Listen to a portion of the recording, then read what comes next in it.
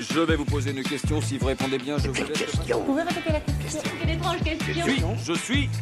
La télé en question.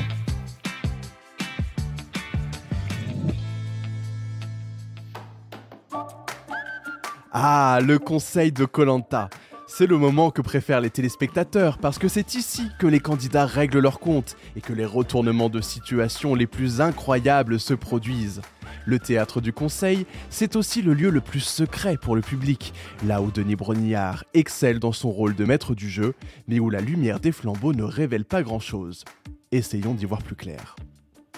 À chaque fin d'épisode, les aventuriers se dirigent vers l'endroit où leur destin se joue. Si, à l'écran, la séquence s'étale généralement sur une quinzaine de minutes, c'est bien plus long dans la réalité. D'après le témoignage d'anciens candidats, les conseils durent entre 1h30 et 2 heures. Mais alors, qu'est-ce que le montage ne montre pas à l'écran ? Eh bien en fait, Denis Brognard interroge notamment tour à tour chacun des aventuriers. Pour que le programme soit le plus dynamique possible, seules les interventions les plus fortes sont conservées au montage. Mais ce n'est pas tout. Pour se rendre jusqu'à l'urne, dans laquelle les candidats déposent le bulletin avec le nom du joueur qu'ils souhaitent éliminer, il y a une bonne trotte. Entre le moment où chaque concurrent se lève de son siège et arrive jusqu'à l'endroit du vote, il s'écoule parfois 1 minute, car le trajet est long.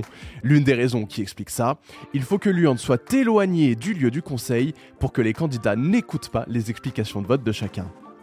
Vous connaissez ensuite le déroulement du conseil. Chaque personnalité justifie son vote, Denis Brognard demande si l'une d'elles possède un collier d'immunité, l'heure du dépouillement des bulletins arrive, puis celui ou celle qui est éliminé fait son discours d'adieu.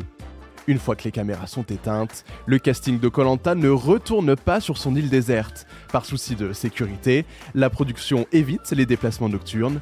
Ils dorment donc sur un camp secondaire sommaire avant de retourner sur le leur le lendemain.